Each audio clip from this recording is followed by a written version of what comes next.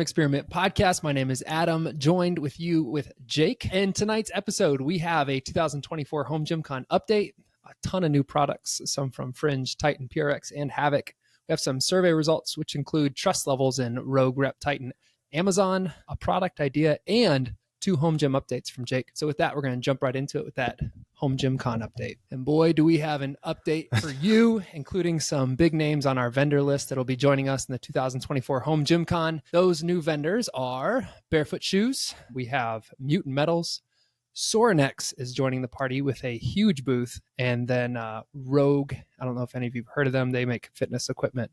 Some for the home gym as well. So some titans of the industry. Jake, excitement level going up? Excitement level is going up. Just so you know, Rogue also has a huge booth. So they went big too.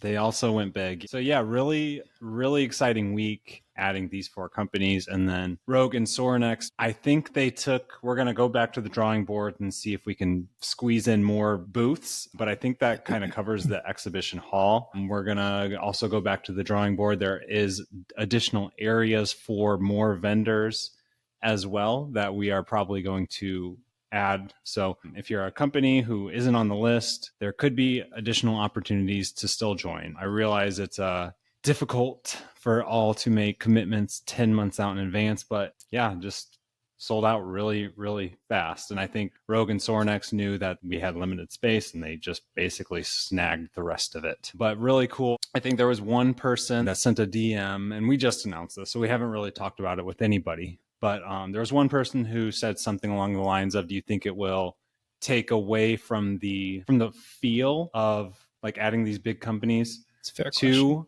It's definitely a fair question, but I do not think so at all. I think the biggest thing that we have going for us is that it's all gym equipment. So like if you go to a different fitness expos, there's not gym equipment everywhere like you will see at HomeGymCon, except for maybe Ursa, which I haven't been to.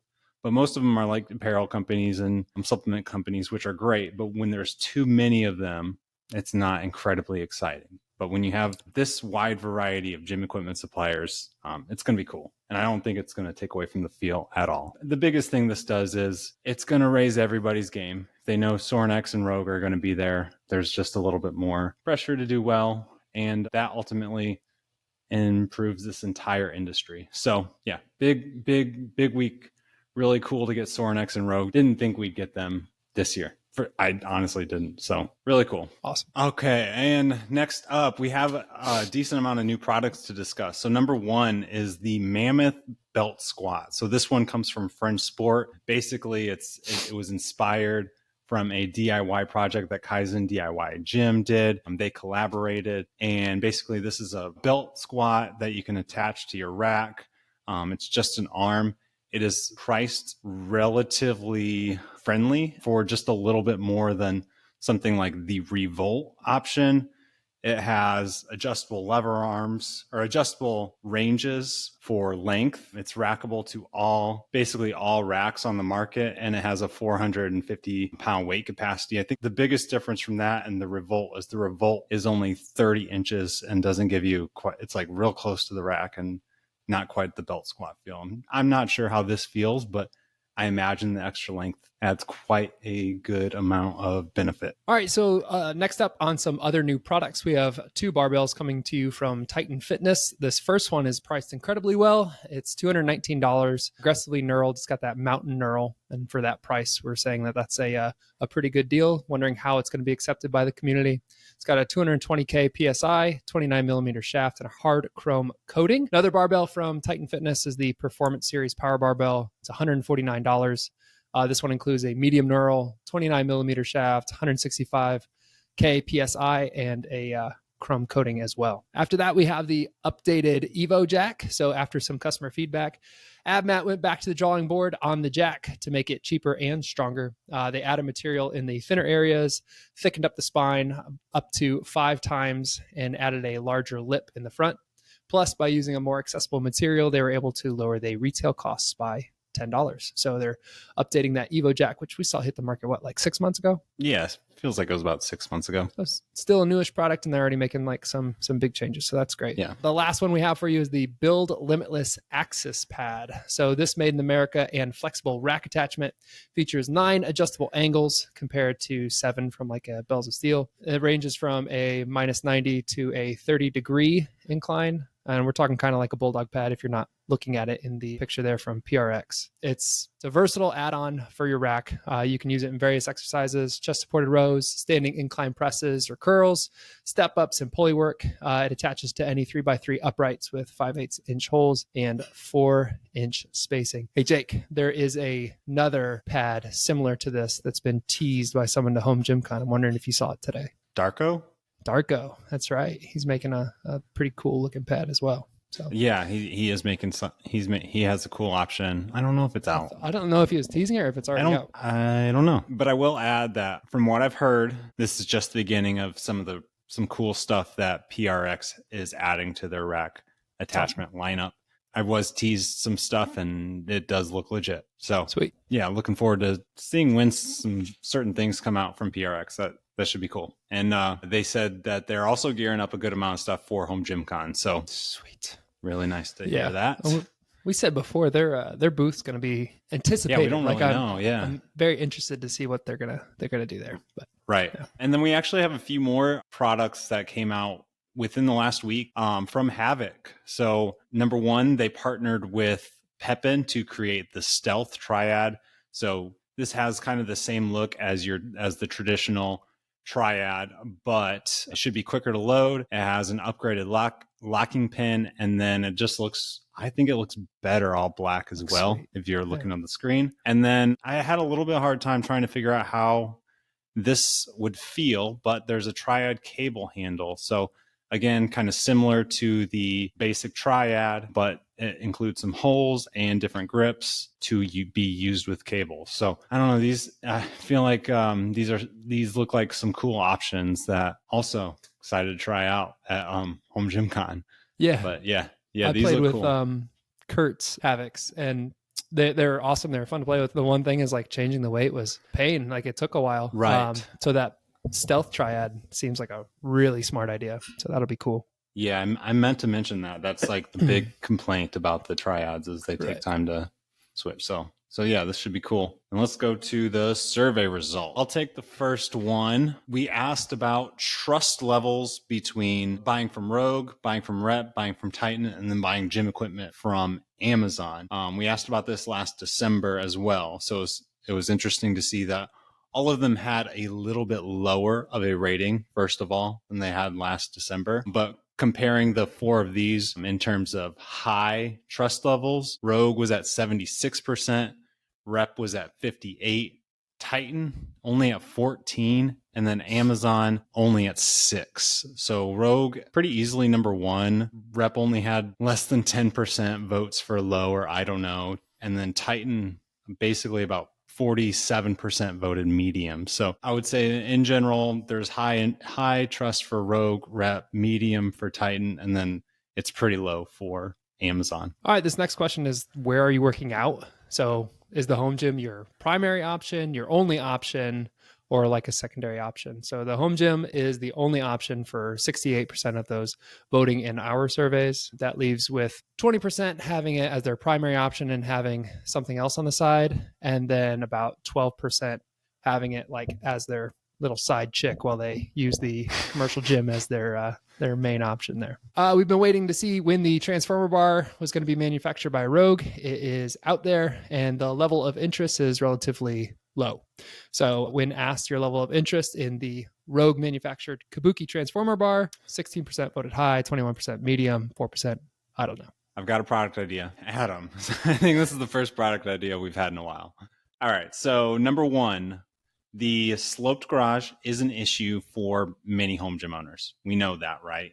Basically, anyone with a garage, it's likely that you have some sort of slope. I think there are options to basically redo your entire flooring with some sort of plywood or whatever, and just doing the entire floor, making it flat with a slight adjustment at the bottom. And then I think we've also heard of deadlift platforms where you can do the same thing. However, I think a better option, I don't know exactly how to do this. I think, again, this is just kind of bringing up a problem that would be cool for somebody to solve. But if you had something like a portable pad that you could deadlift, squat, basically deadlift and squat on, Right. put your feet on, and then you can move it wherever in the garage. It would have some sort of level if you're trying to putting studs in the wall and trying to match them up, where you can see if it's flat or not, and some sort of knob that like barely changes the height. And then you could see how if it's level or not. So that's kind of the idea. What do you think? Idea, I'd give an 8. How, like, application, like, I don't know how you'd turn a knob to like fix its adjustment and stuff like that. I guess it could be done some way, like you've seen those individual slant boards that you can like raise up and down like that. Yeah, maybe something, but it'd have to be like so incremental because the slopes and garages are like small.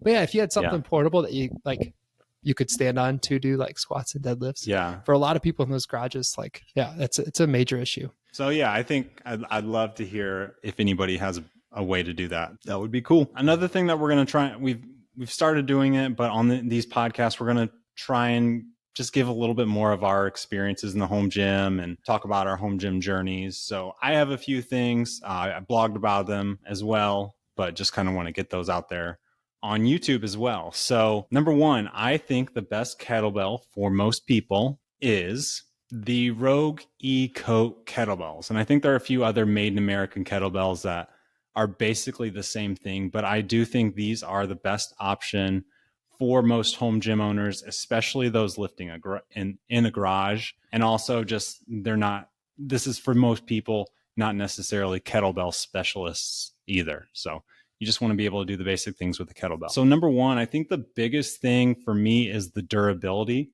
is their biggest strength. So these, even when comparing to powder coat kettlebells, can take a much larger beating as far as like getting scratched, and also just with like the weather changing, they don't rust like at all. I've had mine for since COVID happened 3 years ago, and they basically look almost the same as they did 3 years ago.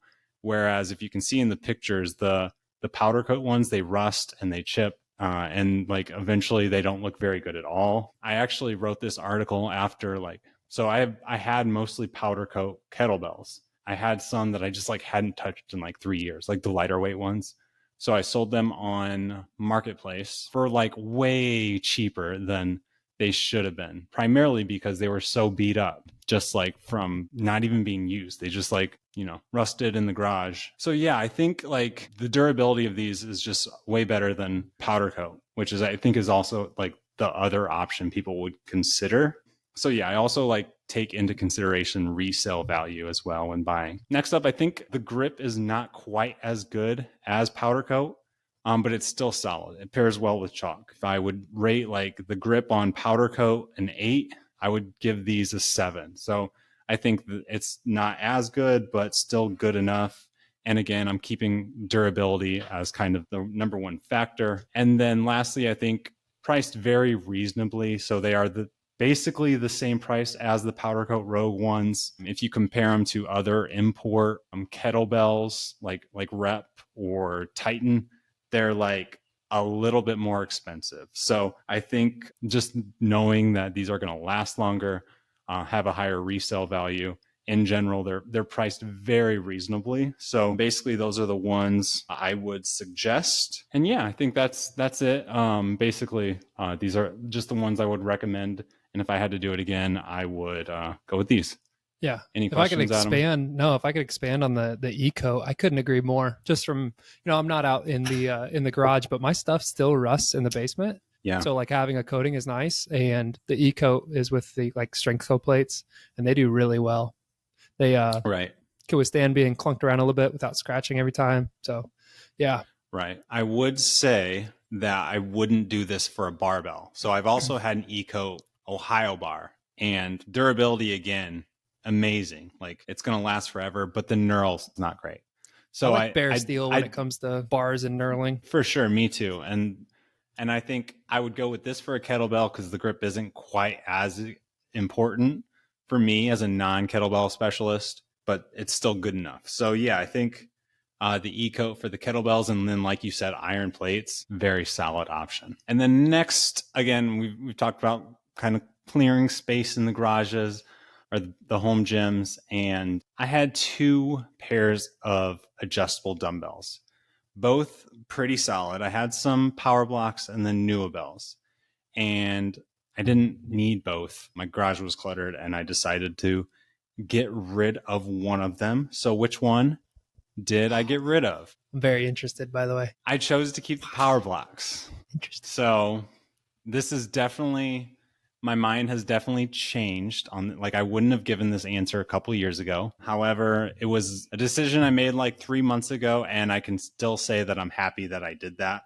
I don't regret it at all. And I would also say that I've also changed my mind as far as adjustable dumbbells. So I typically, like maybe 5 years ago, I would have never really recommended adjustable dumbbells. I would have recommended them, but I would have preferred traditional hex, like just having a full set, even though it took up more space. However, I do think that most of the recent advancements in the industry makes it a much more difficult decision. And I do think that the space saved, the overall performance of a lot of the adjustable dumbbells for me is better than having a full set of dumbbells, just considering the amount of space saved. So yeah, my mind has changed on that. So yeah, I decided to keep the Powerblocks, got rid of the Nuobells. Really liked the Nuobells. However, just the number one factor came down to durability. So the Powerblocks, they are going to last like forever. As long as I don't like throw them out of a moving car, and they'd probably even be fine with that because most of it is metal. Whereas the Nuobells, especially that plastic base, is sketchy. They even say don't drop them. The base did chip for me like basically right away on the Nuobells. So I could still use them fine, but I definitely had to work around it as I was like putting him back and things like that. So that was annoying. I also just like over time, I've really appreciated the fact when you're using Powerblocks, knowing that you can drop them, it allows you to push a little bit harder. So you're not like those last sets with the Nuobells are like, I probably shouldn't try because I don't want to drop these. Whereas if you have the Powerblocks, you're not afraid to do that. So yeah, that durability and the ability to like push during those times was the number one factor. The Powerblocks went a little bit heavier, so I liked that. And then my least favorite part of the Nuobells is those sharp edges. So if you had like 70 or 80 pounds and you're benching with them and you put them on your leg, it does hurt. I'm not going to try and be like a tough guy. It is really annoying, especially when you're like bringing it back and you have to put it back on your thigh. Like it definitely hurts. Well, especially like if you had 2 options and it is like that little annoyance and you find yourself grabbing the Powerblocks more often than the Nuobells because of that little thing, like that's a factor. Right. You surprised me on this one though, for sure. Right. And my mind changed. I'll tell you that. Like I remember I had the Nuobells for a long time. I liked them, got some Powerblocks, and I liked them even more. So that's cool. And I will say, I think I'd do this for just about any of the Powerblocks. I got some nice pro ones. But my next question, Jake, if you don't mind, did you put your hands on the Pep and Fast series yet? Yeah. So, I mean, in a perfect world, I would get the Pep and Fast series. Yeah. But those are also like 2.5 times the price of these. So like that's 1,700. Is that right? Or 2 times then. They're very expensive. I wasn't saying that they're not. But yeah. Yes.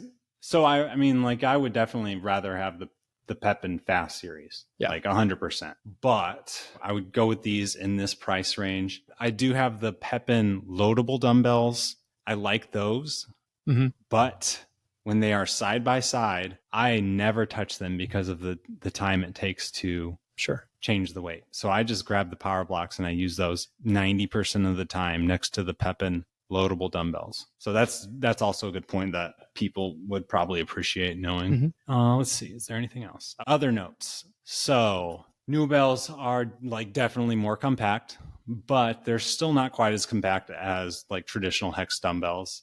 They also have a better grip, and then it is a little bit quicker to change the weight. Even with all that going for them, I just wanted to emphasize like I still chose it because of the durability and all of the other, I guess, performance factors you could say about Powerblocks good enough to outweigh the Nuobells, which I still think like for a lot of people would be better option if they just want it for like bodybuilding purposes. So I can definitely see like the Nuobells may just be a better option still for most people. I just wanted to say for anybody who was kind of considering these two options, and there's also, you can also kind of like bucket Powerblocks versus Nuobells and all of the other Nuobell like dumbbells as well. So hopefully this helps.